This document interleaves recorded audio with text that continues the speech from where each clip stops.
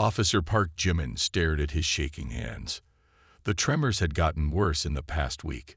The small blue light on his wrist panel blinked, telling him his heart rate was too high again. He took a deep breath and pressed the reset button on his neural implant controller. A cool wave washed through his mind as the system rebooted. Better, he muttered to himself. Park had been a security officer on New Terra for 5 years. Before that, he had fought in the war against the Vex. The neural implant in his head was standard issue for all human security forces after the war. It was supposed to help officers stay calm and make better decisions. But lately, Park's implant had been acting strange. The morning sun rose over the tall buildings of Colony Center. Park walked his usual route through the mixed district, where humans lived alongside 7 different alien species. The streets were busy with morning shoppers and workers. Park's wrist panel beeped. A message from his supervisor. Check disturbance at Market Square. He changed direction, heading toward the market. As he walked, the implant in his head hummed softly. Sometimes it gave him headaches. Today it felt like a tiny drill boring into his skull. Market Square was crowded. Humans and aliens shopped at stalls selling fruits, vegetables, and crafts from a dozen worlds. Park scanned the area, but saw no obvious trouble. Then his implant sent a sharp pain through his temple, and the world around him changed. His vision overlaid with red markers. Threat detection mode had activated by itself. This had been happening more often lately. Park blinked hard, trying to clear it, but the markers remained. One pulsed brightly around a woman standing near a fruit stall. The woman was human, with long black hair. She wore a loose blue dress that showed she was pregnant. The implant flashed data across Park's vision. Possible rebel faction. Caution advised. Park frowned. The woman looked ordinary, just a pregnant lady buying fruit. But his implant continued to flag her as a threat. Lee Hana selected a ripe melon from the stall. She was 7 months pregnant and craving fresh fruit. Her husband Kalo, a Centaurian diplomat, had told her to rest at home, but she had insisted on coming to the market herself. How much? She asked the vendor. As the alien vendor told her the price, Hannah noticed a security officer watching her. She recognized the blank look in his eyes. Neural implant activity. She had seen it before in other officers. Her brother Tahoe had warned her about the side effects these implants sometimes caused. Hannah paid for her fruit and turned to leave. Suddenly, the officer was blocking her path. Identity check, Park said, his voice flat. Please state your name and residence. Hannah sighed but remained polite. Lee Hana. I live in the diplomatic quarter, Section 8. Park's implant flashed another warning. Voice pattern match. 86% probability of rebel affiliation. You need to come with me for questioning, Park said. Hannah frowned. That's ridiculous. I've done nothing wrong. I'm just shopping. Please cooperate, Park insisted. His head was pounding now. The implant was sending conflicting signals, making it hard to think clearly. I will not, Hannah said firmly. I am the wife of diplomatic envoy Kalo. You have no grounds to detain me. She reached for her communication device. I'm calling my brother. He's the human ambassador to the Galactic Council. The mention of the council triggered another alert in Park's faulty implant. Possible threat escalation.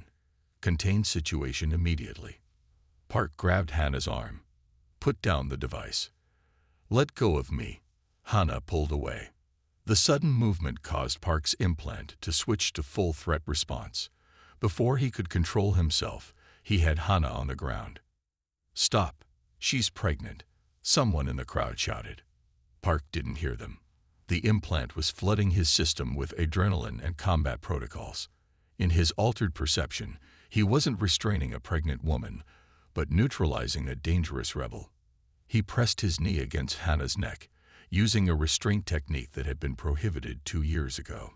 His implant should have warned him about this, but the safety protocols had failed. Can't breathe, Hannah gasped. 3 bystanders, 2 humans, and a Regilian, rushed forward. "Officer, you're hurting her," one shouted. "She can't breathe," yelled another. A Rigelian tried to pull Park away, but Park's combat training kicked in automatically. He struck out, sending the alien stumbling backward. Only when Hannah stopped struggling did Park's implant finally clear. The red markers disappeared from his vision, and he saw what he had done. A pregnant woman lay unconscious beneath him, her face pale. Med alert. Someone was already calling. Officer involved injury in Market Square. Park backed away, horror washing over him as his mind cleared. I didn't. The medical team arrived within minutes. They worked frantically to revive Hannah, but her pulse was weak. One medic placed a monitor on her belly, checking the baby's heartbeat. "We're losing them both," the medic said urgently. "We need to get them to the medical center now." As they rushed Hannah away, Park stood frozen. His supervisor, Captain Kim, arrived at the scene. "What happened here, Officer Park?" Captain Kim demanded. Park couldn't answer. His implant was silent now, but the damage was done. "Your implant records will be reviewed," Captain Kim said coldly. "Go back to headquarters and wait for instructions."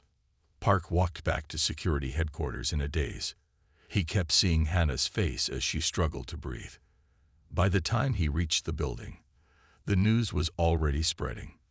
Lee Hannah, wife of Centaurian diplomat Kalo and sister of human ambassador Kim Taho, had died at the medical center.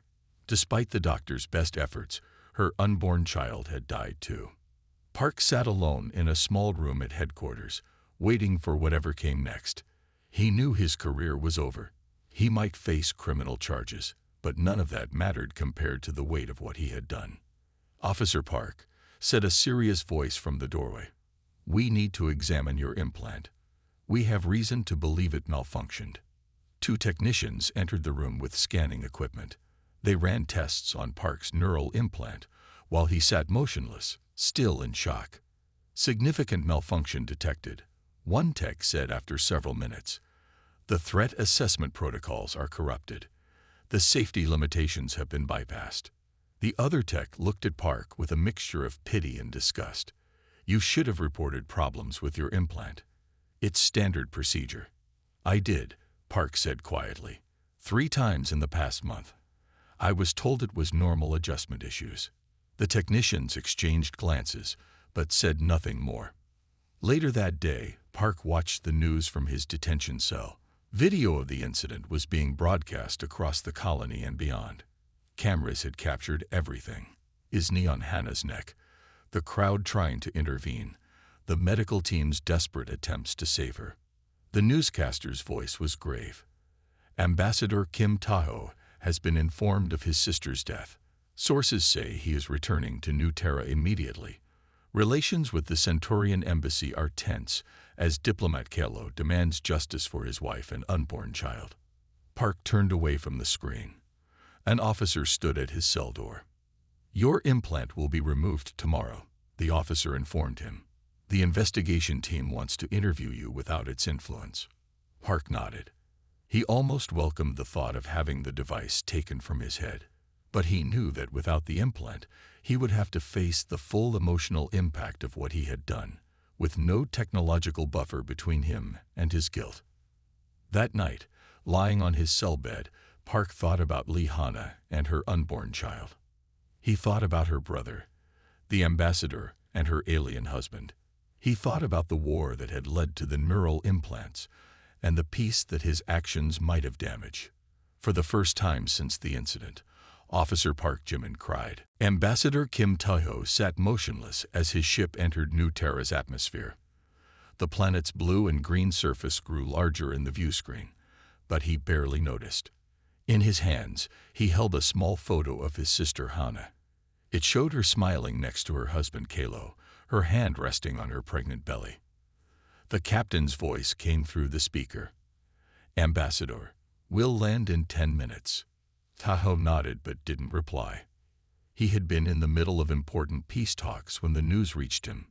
His sister and her unborn child, dead at the hands of a human security officer. The video of her death had spread across all colonies and planets. The ship landed with a soft thud. Outside, a group of officials waited to greet him. Among them stood Kelo, Hana's husband. The tall Centaurian's skin had turned a pale gray, the color of deep grief for his species. Tahoe stepped off the ship and went straight to Kelo. The two embraced in silence. No words could express their shared loss. "The officer who did this," Kelo said finally, his voice low and strained. "He claims his neural implant malfunctioned." "I've heard," Tahoe replied. "It doesn't bring her back." They walked together toward the waiting transport vehicle. News cameras hovered nearby, recording every step. As the most influential human diplomat in the Galactic Council, Tahoe's actions now would be watched by humans and aliens alike. "The Centaurian Embassy has formally requested justice," Kelo said as they entered the vehicle. "But many of my people are calling for more. Some want to end the peace treaty with humans." Tahoe closed his eyes. This was exactly what he had feared. 5 years of careful diplomacy after the brutal war could unravel because of one tragic incident. "Take me to see the officer first," Tahoe said. The detention center was a plain building in the government district. Officer Park Jimin sat in a small room, dressed in a simple gray jumpsuit. The neural implant had been removed from his head, leaving a small bandage above his right ear. When Tahoe entered, Park stood up quickly. His face showed fear, shame, and confusion. "Ambassador Kim," he said, bowing deeply. "I cannot express how sorry." "Sit down," Tahoe said quietly. Park sat. "Tell me what happened," Tahoe said. "Not what you think I want to hear. Not what your lawyers told you to say. Just the truth." Park took a deep breath. Without the implant, his emotions were raw and unfiltered. "My implant had been giving me problems for weeks," he began. "Headaches, false alerts, sometimes showing threats that weren't there. I reported it 3 times, but they said it was normal adjustment issues." He described that day in the market, how the implant had flagged Hana as a threat, how it had overridden his normal judgment and pushed him into combat mode. "When I finally saw clearly again, it was too late," Park finished, his voice breaking. "I know nothing I say can change what happened. Your sister deserved better. I failed her. I failed everyone." Tahoe studied the man. He had expected to feel rage when facing his sister's killer. Instead, he felt something more complex. Here was another victim of a broken system. Not innocent, but perhaps not fully guilty either. "The implant data confirms a critical malfunction," Tahoe said. "But that won't satisfy those demanding justice. Nothing will bring back my sister or her child." Park nodded, his eyes downcast. "I understand. I'll accept whatever punishment." "Punishment isn't enough," Tahoe interrupted. "What we need is truth. Real truth, not just words." After leaving the detention center, Tahoe went directly to the new Terra government headquarters. Inside, a crisis meeting was already underway. Human officials sat on one side of a large table, representatives from 7 alien species on the other. The tension in the room was thick enough to touch. Governor Lee stood when Tahoe entered. "Ambassador, we're discussing options for resolving this tragic incident. We offer our deepest condolences for your loss." Tahoe took a seat at the head of the table. As both the victim's brother and the highest-ranking human diplomat, he occupied a unique position. "I've reviewed the evidence and spoken with Officer Park," Tahoe said. "It's clear his neural implant malfunctioned severely. But that explanation isn't enough." Zor, the Regilian representative, spoke next. "The Regilian Confederation is deeply troubled by this incident. 2 of our citizens tried to stop the officer and were attacked. We have always been concerned about human neural augmentation." Other alien representatives voiced similar concerns. The Arcturians threatened to withdraw from the Joint Security Program. The Proximan ambassador suggested all human officers with implants be removed from duty immediately. The meeting deteriorated into arguments. Human officials defended the implant program while acknowledging the tragedy. Alien representatives demanded greater accountability. Tahoe watched silently. 5 years ago, he had helped negotiate the fragile peace after the devastating war with the Vex. Now, because of his sister's death, that peace was in danger. Finally, he stood up. The room fell quiet. My sister Hannah believed in cooperation between species, Tahoe said. She married a Centaurian diplomat. She chose to raise her child in a world where humans and aliens lived side by side. Her death should not destroy what she believed in. He looked around the table, meeting each person's eyes. This isn't just about one officer with a faulty implant. It's about systems that failed. It's about technologies we rushed to implement after the war without proper testing. It's about all of us. Kalo, who had been silent until now, spoke up. What do you propose, Ambassador? Tahoe took a deep breath. What he was about to suggest was rarely done. I invoke the Truth Revelation Protocol under Article 7 of the Galactic Charter. Murmurs broke out around the table. The Truth Revelation Protocol was an ancient rite, established when the Galactic Council first formed.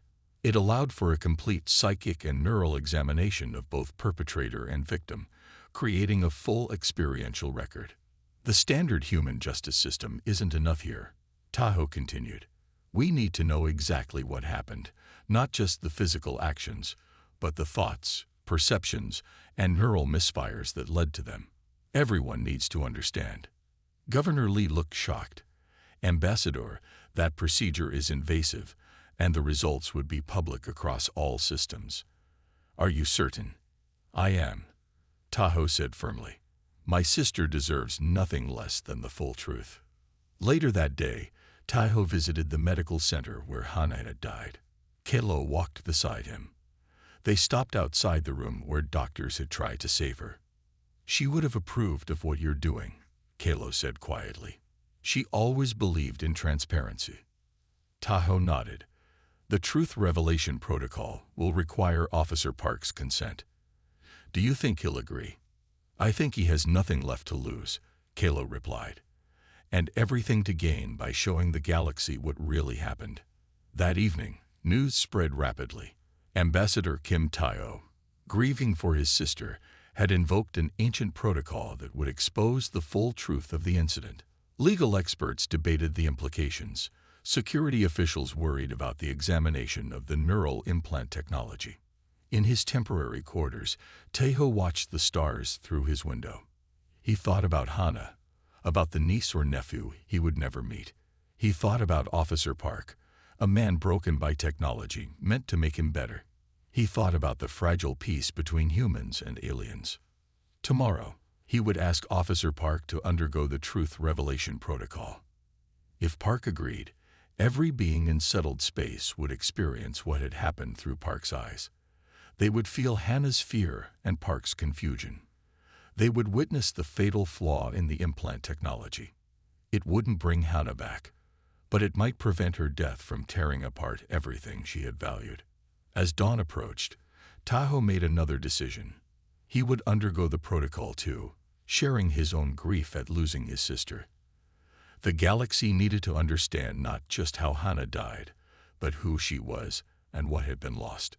Only the complete truth could bring justice now. The preparation room was quiet except for the soft hum of machines.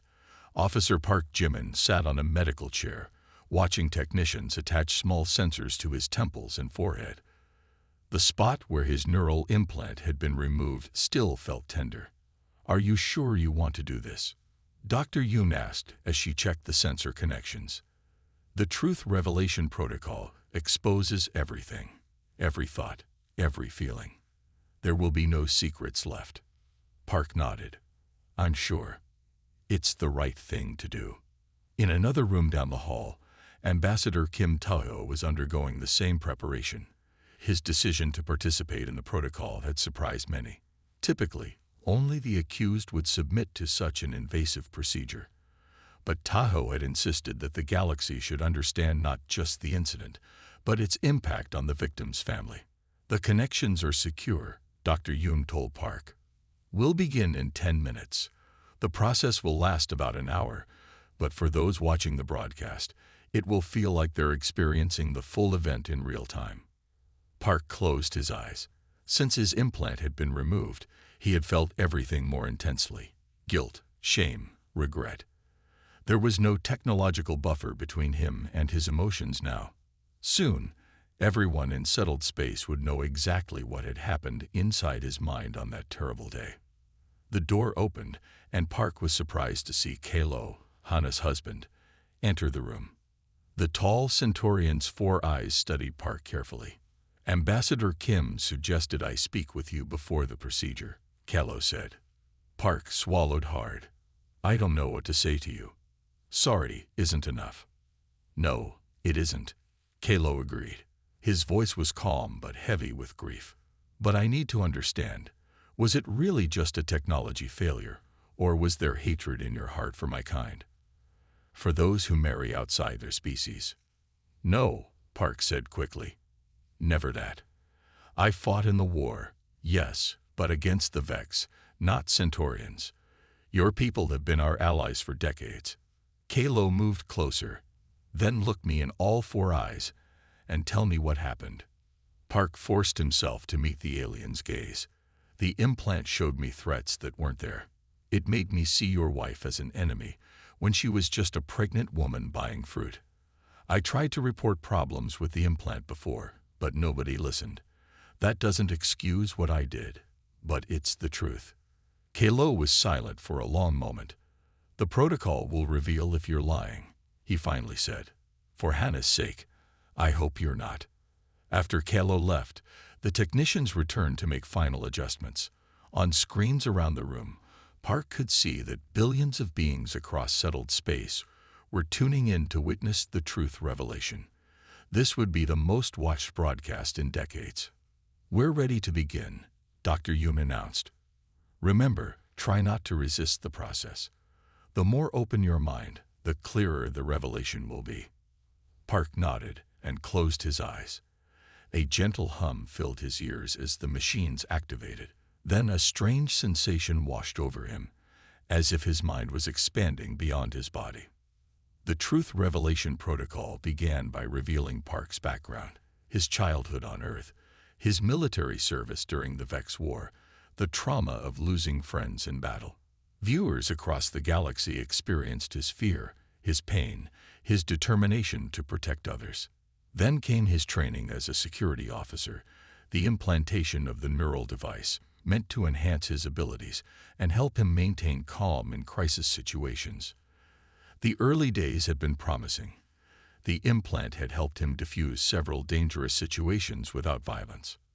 But over time, glitches appeared. Viewers experienced Park's confusion when the implant would suddenly flag ordinary citizens as threats. They felt his frustration when his reports about these problems were dismissed by superiors. "Keep monitoring for anomalies," Dr. Yoon instructed her team as the revelation continued. "The neural patterns are stable so far." The broadcast shifted to the day of the incident. Billions of beings now experienced the morning through Park's eyes. The headache from his malfunctioning implant, the call to check Market Square, the moment when his vision overlaid with red markers that falsely identified Lihana as a threat. Viewers felt the flood of artificial fear and aggression that the implant pumped into Park's system. They experienced the distorted perception that made him see a pregnant woman as a dangerous rebel. They felt his horror when the implant's influence briefly cleared and he realized what he had done. In homes, public viewing areas, and spacecraft across the galaxy, people of all species watched in stunned silence. The revelation was more powerful than anyone had expected. It showed not just the facts of what had happened, but the full emotional and neurological reality. When the first phase ended, Dr. Yoon checked Park's vital signs. "We'll take a short break before connecting to Ambassador Kim's experience." Park opened his eyes, exhausted. Did it work? Did they see everything? "Yes," Dr. Yoon said gently. "They saw everything." After a brief rest, the second phase began. Now the galaxy experienced the incident from Ambassador Kim Taho's perspective. The moment he received news of his sister's death, the grief that nearly overwhelmed him, the difficult journey back to Nuterra. They felt his complex emotions upon meeting Officer Park, anger mixed with an unexpected compassion for a man who had been failed by the very technology meant to help him. They understood Tahoe's fear that his sister's death could destroy the peace he had worked so hard to build. Most powerfully, they experienced Tahoe's memories of Hana, her kindness, her courage in marrying the Centaurian, despite prejudice from some humans, her excitement about raising a child who would bridge two species. When the truth revelation finally ended, both Park and Tahoe were wheeled out of their rooms on medical beds. The procedure had left them physically and emotionally drained, but the truth had been revealed in a way that no traditional trial could have accomplished. News commentators across settled space struggled to process what they had witnessed. The broadcast had made it impossible to see the incident as a simple case of an officer abusing power. It had revealed the flaws in the neural implant program, the systemic failures that had ignored Park's reports of problems, and the genuine remorse he felt. At the same time, it had shown the profound loss suffered by Hannah's family and highlighted the fragility of interspecies relations. 3 days later, the Alliance of Worlds governing body convened an emergency session. The truth revelation had created unprecedented pressure for reform. Representatives from all species agreed that the neural implant program must be suspended immediately. An independent commission would investigate how such dangerous technology had been rushed into use after the war. Officer Park remained in detention, awaiting a formal judgment. But public opinion had shifted dramatically. Many now saw him as both perpetrator and victim, responsible for his actions, but also failed by the system that had put a faulty device in his brain. Ambassador Kim Tahoe called for a private meeting with the heads of all major species. When they gathered, he presented a proposal that surprised everyone. "We have all witnessed the truth," Tahoe began. "Now we must decide what justice looks like in this case. I propose something unprecedented, a rehabilitation program designed jointly by human and alien psychologists, focused not on punishment, but on healing and reform." The Centaurian representative, speaking for Kelo, who was still in mourning, was the first to respond. "Why should the officer who killed your sister receive healing rather than punishment?" Tahoe looked around the room. "Because punishment alone changes nothing. My sister believed in building bridges between species. Her death has shown us a broken system that needs fixing. Officer Park can be the first to help us learn how to repair the damage done by the war and its aftermath." Discussions continued for hours. Some representatives insisted on traditional punishment. Others saw wisdom in Tahoe's approach. As the debate went on, news arrived that changed everything. Officer Park had attempted to take his own life in his cell. He had survived, but the attempt underscored the mental health crisis among veterans and security forces. It also revealed the dangerous withdrawal effects of removing neural implants without proper support. This new development strengthened Tahoe's position. By the meeting's end, a majority had agreed to his proposal. Officer Park would become the first participant in a new type of rehabilitation program, one that might become a model for interspecies justice. As Tahoe left the meeting, Kelo was waiting outside. "Is this what Hana would have wanted?" the Centaurian asked quietly. Tahoe nodded.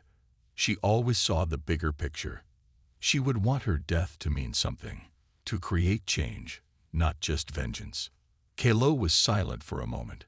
Then he said, "I will help with this program, for Hana and for our child who never had a chance to live." Together, they walked toward an uncertain future, but one where truth had created the possibility of real justice. 6 months had passed since the truth revelation. New Terra's main government building was packed with representatives from 27 species. They had come to witness something historic, the first address by a human to the full Galactic Council since the incident that nearly shattered the peace.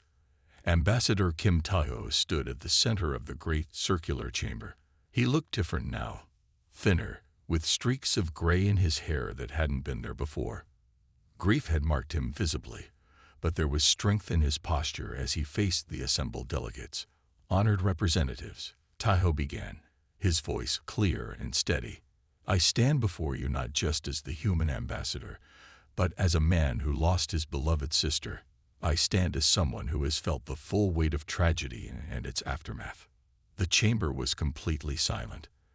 After the truth revelation, every being present had experienced Tahoe's grief firsthand. They had felt what it was like to receive the news of Hannah's death, to see her body, to mourn the niece or nephew who would never be born. 6 months ago, we all witnessed the truth about my sister's death. We saw how a flawed technology contributed to tragedy. We experienced Officer Park's distorted perceptions and his horror when he realized what he had done. We felt my family's loss and pain. Tahoe paused, looking around the chamber. Today, I want to talk about what comes after truth. What does justice look like when we truly understand all sides of a tragedy? He gestured to a door at the side of the chamber. It opened, and Officer Park Jimin entered, accompanied by 2 attendants. Park looked different too, calmer, more centered, though the shadow of what he had done would always be with him. Murmurs spread through the chamber. Many were surprised to see the officer here at such an important event. Officer Park has spent the past 6 months in the Joint Rehabilitation Program, Tahoe explained. This program, designed by psychologists from 7 species, represents a new approach to justice, one that focuses on healing, understanding, and change rather than simple punishment. Park stood quietly, his eyes downcast, as Tahoe continued. Some may ask why this man deserves healing rather than punishment. The answer is simple. Punishment alone changes nothing. It does not bring back the dead. It does not fix broken systems. It does not prevent future tragedies. Now Tahoe's voice grew stronger. Humanity must face itself honestly.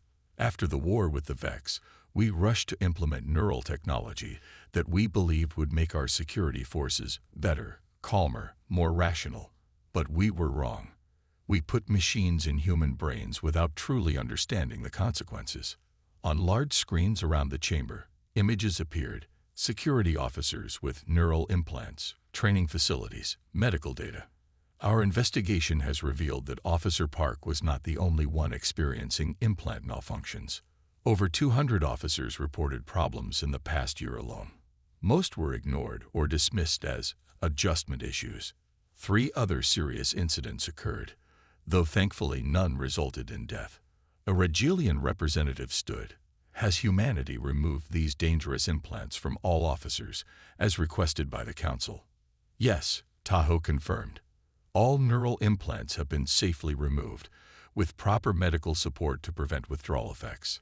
No new implants will be installed until the technology can be proven completely safe, if that is ever possible. The Regilian nodded and sat down. But removing the implants is only the beginning, Tahoe continued. The truth revelation showed us that the problems run deeper than faulty technology. We saw how the trauma of war affected Officer Park and many others.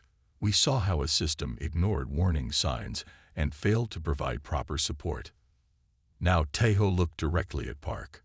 Officer Park, would you like to address the Council? Park stepped forward. His hands trembled slightly, but his voice was steady.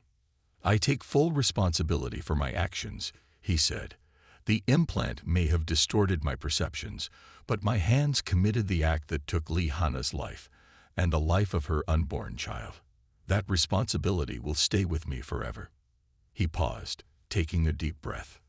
In the rehabilitation program, I have learned to face that truth without the neural implant controlling my emotions. I have learned to process my war trauma in healthier ways, and I have committed myself to helping others avoid the path I took.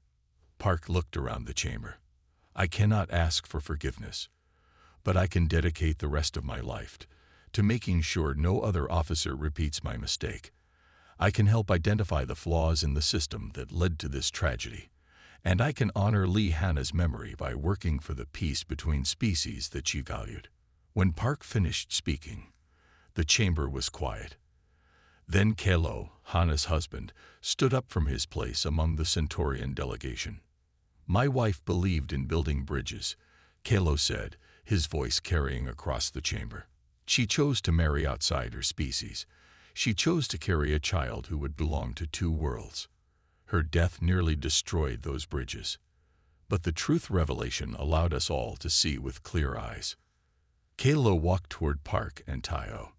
As Hana's husband, I have worked with Ambassador Kim and Officer Park on what we are announcing today.